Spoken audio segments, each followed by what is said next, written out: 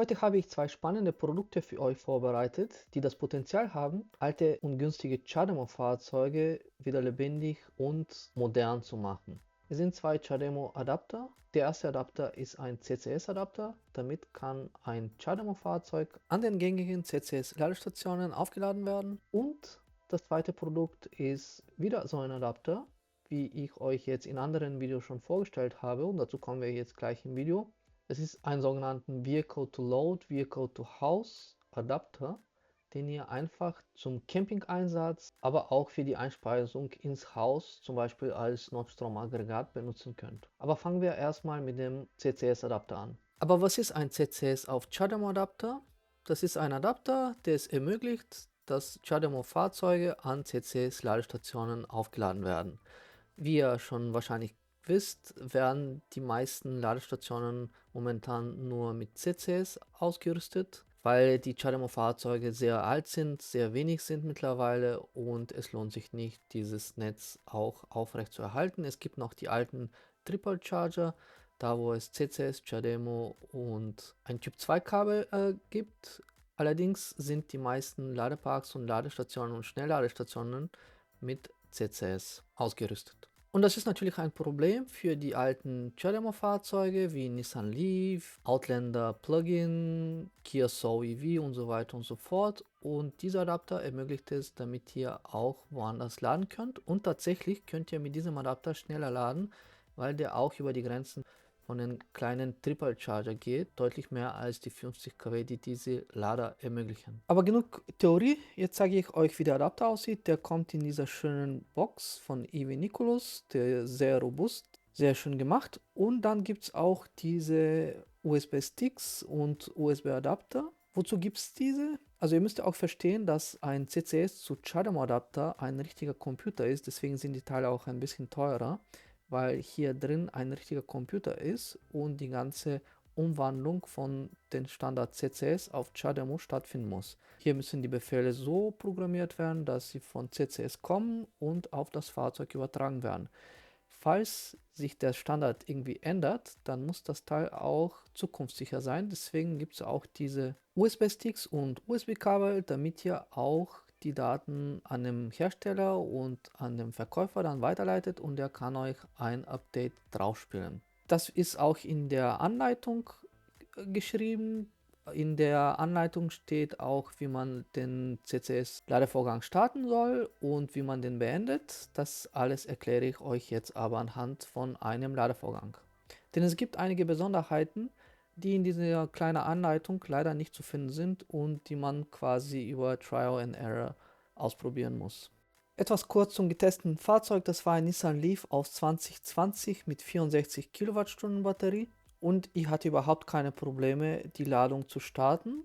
Wie startet man die Ladung? Wie in der Anleitung auch geschrieben ist, muss zuerst der Adapter ins Fahrzeug reingesteckt werden und erst dann das Kabel von der CCS-Ladestation. Ich gehe mal davon aus, dass es einfach leichter ist, weil ansonsten das Ganze sehr schwer ist. Und wenn man das einmal reingesteckt hat, dann kommt auch das CCS-Ladekabel rein. In der beigefügten Anleitung stand unter Schritt 2, dass man die Anweisungen an der Ladestation befolgen sollte, bevor man quasi den Start-Stopp-Knopf betätigt.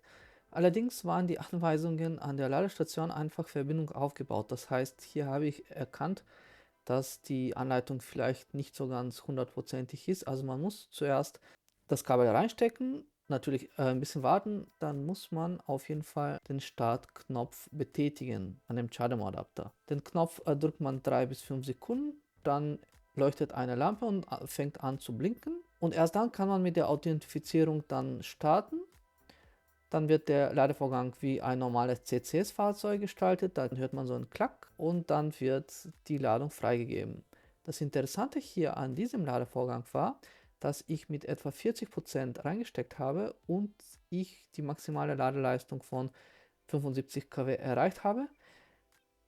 Theoretisch könnten es auch ein bisschen mehr sein. Die Begrenzung liegt auf 200 Ampere, je nachdem bei welcher Spannung man sich befindet, kann auch die Ladeleistung höher sein. Ich habe auch bei Inside EVs eine Ladekurve gesehen aus USA, da an einem 80 kW Lader, glaube ich, getestet. Und dort sieht man auch die Ladekurve bis ungefähr 75, sogar weniger als 75. Und hier hatten wir bei 40% sogar fast die vollen 75 kW. Das heißt, der Nissan Leaf kann die Ladekurve sehr schön verschieben und ich habe bis etwa 54% geladen mit einem Schnitt von ungefähr 55 kW. Das ist jetzt natürlich kein Lademonster, aber ist deutlich besser als ein erstmal 50 kW Lader und zweitens kann man natürlich auch die ganzen HPC-Ladestationen an der Autobahn dann nutzen und sogar die Tesla Supercharger, die sehr günstig sind, besonders im Ausland. Wie beendet man den Ladevorgang? Entweder in der App oder über den Stoppknopf an der Ladestation oder aber es gibt sogar einen Stoppknopf an dem Adapter selbst. Das heißt, wenn man den betätigt, kann der Ladevorgang auch gestoppt werden, wenn irgendwas in der App nicht funktioniert oder wenn die Ladestation zickt oder irgendwie das Display kaputt ist, dann kann man direkt über den Adapter den Ladevorgang stoppen. Das ist sehr gut und wenn man auf Stopp drückt, dann kann man auch sofort das CCS-Ladekabel entfernen und erst dann nimmt man auch den CHAdeMO-Adapter aus dem Fahrzeug und der Ladevorgang ist abgeschlossen. Also ich hatte überhaupt keine Probleme mit diesem Fahrzeug. Alle Ladevorgänge sind auf Anhieb gestartet. Überhaupt keine Probleme auch mit den Ladestationen. Für mich ist das eine sehr gute Bereicherung für alte Fahrzeuge, die auch momentan sehr günstig sind, weil sie auch keiner kaufen will. Und da kann man sogar Schnäppchen bekommen, denn ein Nissan Leaf mit 64 Kilowattstunden kann man mittlerweile für unter 15.000 Euro bekommen. Das ist ein ziemlich reisetaugliches Fahrzeug, so 300, 400 Kilometer auf der Autobahn mindestens, je nachdem wie man fährt. Und dann kann man in etwa 40 Minuten noch ein bisschen mehr laden. So bekommt man ein reisetaugliches Fahrzeug. Was kann man noch zu dem Adapter abschließendes sagen? Der Adapter kommt in dieser schönen Box und ist sehr robust. Den Test habe ich bei starkem Regen durchgeführt. Ich hatte überhaupt keine Probleme. Natürlich kann man auch beim Regen laden. Und ihr bekommt momentan 5% Rabatt mit dem Code AIRELECTRIC. Den Link zum Shop findet ihr in der Videobeschreibung, aber der ist iviniculus.eu. Wie der Name es auch verrät, das ist ein richtiger EU-Shop. Der Adapter kommt aus der EU. Es wird direkt aus der EU versendet und man hat natürlich 14 Tage Widerrufsrecht, wie bei allen anderen EU-Produkten. Und wir hatten bis jetzt das Vehicle to Load für CCS vorgestellt und da gab es definitiv einige Leute, die das ausprobiert haben und zurückgeschickt haben und das hat auf Anhieb funktioniert. Man bekommt ein DHL-Retourenlabel und man kann die Ware einfach in jedem DHL-Shop zurücksenden. Und das ist natürlich im Vergleich zu den chinesischen Kontrahenten, die vielleicht mal 50 oder 100 Euro die Adapter günstiger verkaufen, bisschen komplizierter, da gibt es keinen Support, da gibt es auch keine Rücksendemöglichkeiten oder ist ein bisschen komplizierter. Hier hat man den direkten Support und 14 Tage Widerrufsrecht in der EU. Der Versand erfolgt kostenlos und natürlich ist die Rücksendung auch kostenlos für euch. Und wie gesagt, im letzten Schritt den Rabattcode AirElectric nicht vergessen, dann bekommt ihr 5% zusätzlich. Die 5% bekommt ihr auf dem Gesamteinkauf, wenn ihr irgendwelche andere Waren im Shop findet, die euch gefallen, dann könnt ihr diese auch bestellen. Es gibt auch teilweise auch andere Adapter, es gibt auch Wallboxen, mobile Wallboxen, sehr günstige Sachen. Schaut euch auf jeden Fall im Store herum. Björn Nilan testet auch die Produkte von iviniculus und der findet die auch sehr gut, also von daher könnt ihr euch dort sicher fühlen. Und für alle Geschäftskunden, die den Einkauf als Firmenausgabe tätigen, die können auch die Umsatzsteuernummer, die eigene Umsatzsteuernummer eingeben.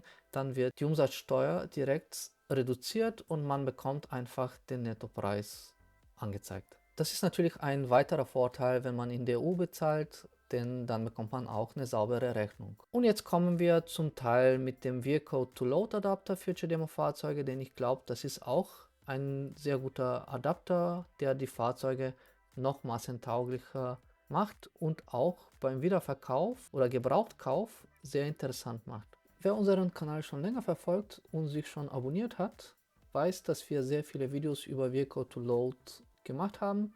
Wir haben eine ganze Playliste mit 3 Videos zum Thema Blackout, wie man Vehicle to Load in einem Haus integrieren kann und so weiter und so fort. Ich habe sogar einen Test mit einem CCS-Adapter, der gleiche wie CHAdeMO, aber CCS-Adapter für Fahrzeuge, die tatsächlich kein Vehicle to Load vom Werk aus unterstützen. Habe ich das getestet und 24 Stunden ein ganzes Haus damit versorgt. Schaut euch auf jeden Fall auch die Videos nachher an, damit ihr wisst, welche Vorteile so ein Vehicle to Load, der auch Vehicle to House integrierbar ist, welche Vorteile dieser Adapter dann mit sich bringt. Wir haben auch einige Videos zum Thema PV-Anlage, günstige PV-Anlage zwischen Balkonkraftwerk, Inselanlage für 1500, 2000 Euro gedreht. Das ist eine potente PV-Anlage mit 5 Kilowattstunden Batterie, teilweise sogar 10 Kilowattstunden Batterie und 4 bis 5 Kilowatt Peak. Schaut euch auch dieses Video gerne an. Aber nochmal zum CHAdeMO Adapter. Der kommt auch ausgeliefert mit einer sehr schönen Tasche zum Camping-Einsatz, wenn man das möchte. Und der ist so aufgebaut, dass es zwei Schokosteckdosen gibt. Insgesamt gibt es 3,5 kW oder 5 kW, zwei Varianten. Und bei der 3,5 kW müsst ihr natürlich pro Steckdose jeweils Maximum 3,5 kW oder aufgeteilt auch Maximum 3,5 kW nutzen. Das heißt, die maximale Entladeleistung ist 3,5 kW, nicht 3,5 kW pro Stecker. Das nicht verwechseln. Natürlich gibt es auch eine Bedienungsanleitung. Die Bedienungsanleitung besagt, dass man zuerst das Gerät starten soll. Dann kommt so ein Android-Logo. Das ist irgendein Android-OS.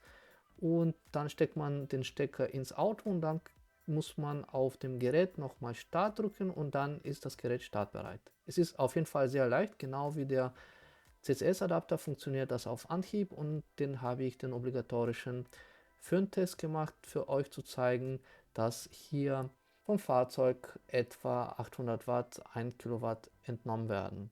Zum Adapter ist nicht mehr viel zu sagen, der funktioniert einfach auf Anhieb. Hier habt ihr aber auch wieder 14 Tage Widerrufsrecht und es gibt auch für diesen Adapter immer noch USB-Sticks, die man auch im Falle von einem Software-Update, was die meisten Fahrzeuge nicht bekommen werden, dass man den Adapter auch updaten kann.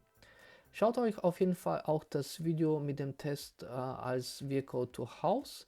Dafür braucht man eine Einspeisesteckdose, entweder eine CE oder rote CE-Dose, je nachdem wie das in eurem Haus eingespeist wird. Ob ihr jetzt auch andere Generatoren mit 3 Phasen nutzt oder nur einphasig. Das hier wird natürlich nur einphasig ins Haus einspeisen. Aber im Video habe ich alles erklärt, wie ihr das Haus anschließen könnt, damit auch die meisten Geräte einphasig funktionieren.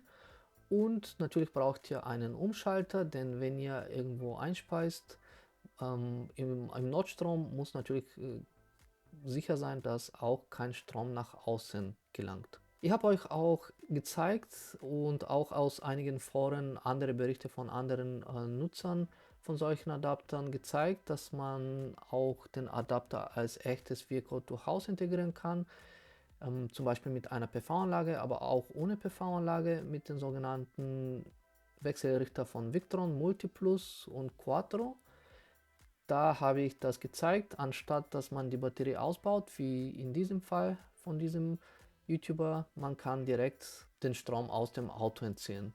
Es gibt sehr viele Nutzfälle für diesen Adapter. Der 5 kW Adapter ist natürlich ein bisschen besser, weil er auch ein bisschen mehr Entnahmeleistung hat. Und wie gesagt, schaut euch im Evenicolo Store herum. Den Rabattcode natürlich nicht vergessen. Mit dem Code AIRELECTRIC bekommt ihr auch 5% Reduzierung auf den Preis. Und schreibt mir gerne in den Kommentaren, wie ihr zum Thema Vehicle to Load und Vehicle to Home Adapter steht. Und wenn ihr irgendwelche Fragen habt, könnt ihr gerne in den Kommentaren stellen. Kanal abonnieren nicht vergessen, einen Daumen hoch für den Algorithmus und wir sehen uns im nächsten Video.